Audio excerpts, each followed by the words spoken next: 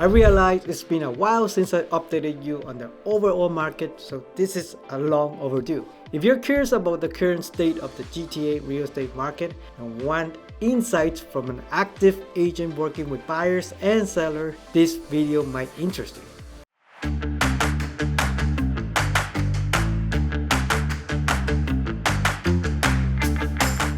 If this is your first time in the Living in the Greater Toronto Area channel and you want to know everything about living in the Greater Toronto Area, then subscribe below and tap the bell for notifications so you can be the first to know about the current market here in Toronto, Ontario.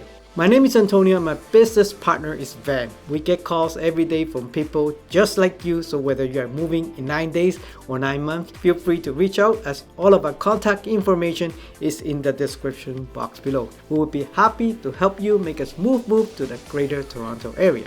As I record this video, we're approaching mid-April in the heart of spring. The latest March stats from the Toronto Real Estate Board just came out, and I thought this would be a perfect time to share an update on the current state of the market with you. In the blink of an eye, Q1 is already behind us, and as expected, the real estate market has remained largely in line with predictions, with ongoing uncertainty not just around interest rates, but also the added tension from the Trump-related tariff situation. It's no surprise the market has stayed relatively steadily slow in terms of sale transactions. What's concerning, though not entirely surprising, is the decline in home sales compared to the same period last year. In January, sales dropped from 4,177 to 3,847, a decrease of 7.9%. February saw an even steeper decline, falling from 5,562 in 2024 to just 4,037, a significant drop, 27.4%. March, typically the busiest month of the year, also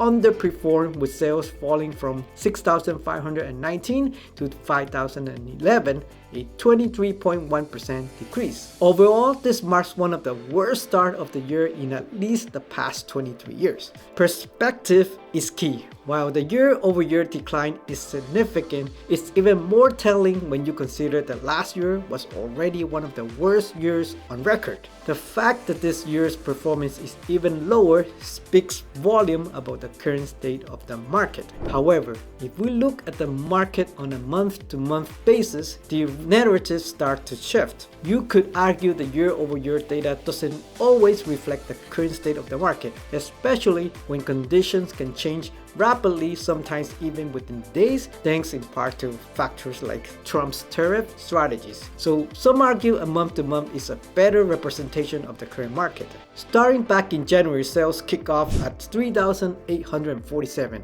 a relatively low number, which is typical for the winter months. However, it was still up by 14.5% compared to December of 2024, which is usually the slowest time of the year due to the holiday season, so nothing out of the ordinary there. In February, we saw a slight uptick as sales rose to 4,037, a modest 4.9% increase from January. This suggests that while the market didn't take off, it held steady and showed signs of resilience. Then came March, which is usually the warm-up period leading into the busy spring season. Sales jumped by 24%, showing a noticeable improvement in activity. That's definitely a positive sign. However, if we compare it to March of last year, we're still down. And considering last year was already a weaker market, that put things into perspective.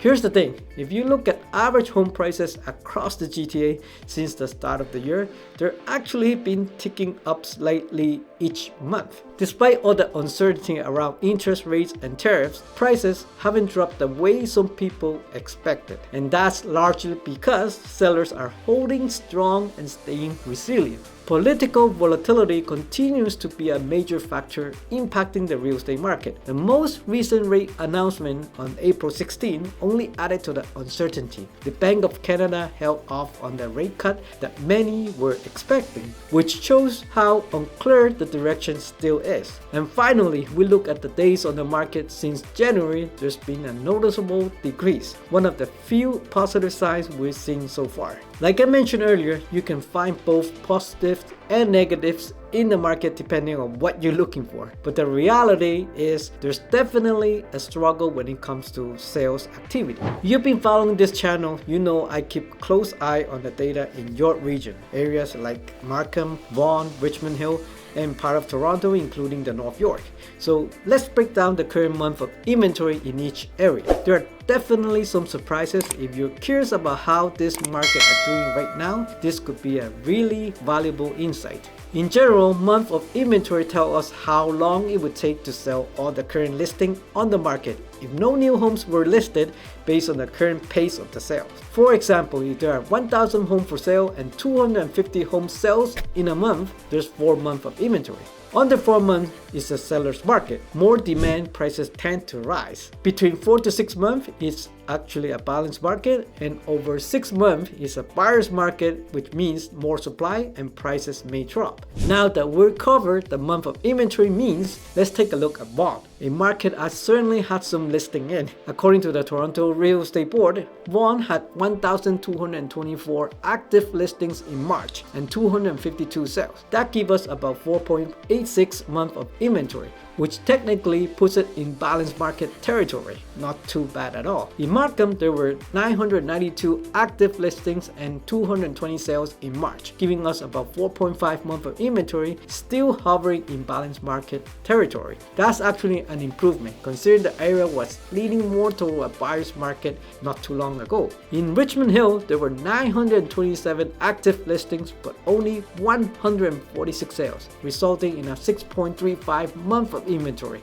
That clearly puts the area in buyer's market territory. So if you are a buyer, this could be a great time to find some solid opportunities. And finally, let's throw in the city of Toronto for comparison. In March, there were 9,122 active listings and 1,908 sales, which works out to about 4.78 months of inventory, putting it right in the balanced market territory. Based on the month of inventory, this line up with what I'm seeing on the ground. Richmond Hill is definitely struggling the most. Homes are sitting on the market much more longer, and showings have noticeably slowed down. A big reason for this is that most buyers right now are focused on the more affordable segment, and Richmond Hill overall is one of the pricier area in the GTA. That likely explains the slower activity.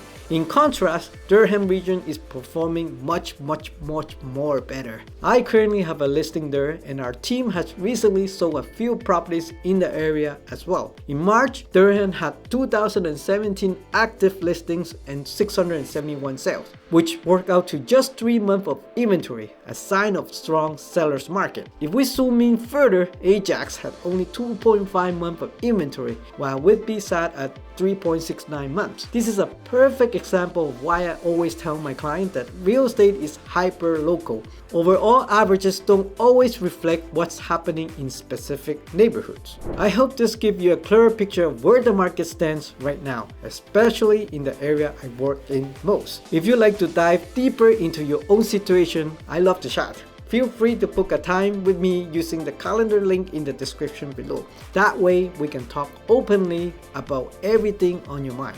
I know it's a challenging market for sellers at the moment. I had quite a few clients reach out recently for that very reason. Personally, I helped several clients successfully sell their condos despite the current difficulties. As you may know, the condo market is one of the toughest segments right now. At the end of the day, it all comes down to what you're trying to achieve and building the right strategy to find the right buyer. I'm hopefully that things, whether it's interest rate or the broader political landscape, will stabilize later this year. I know that might be wishful thinking, but time will tell. In the meantime, stay strong. And here's hoping we see the light at the end of the tunnel sooner rather than later. I hope you have a wonderful day, and I'll see you in the next video.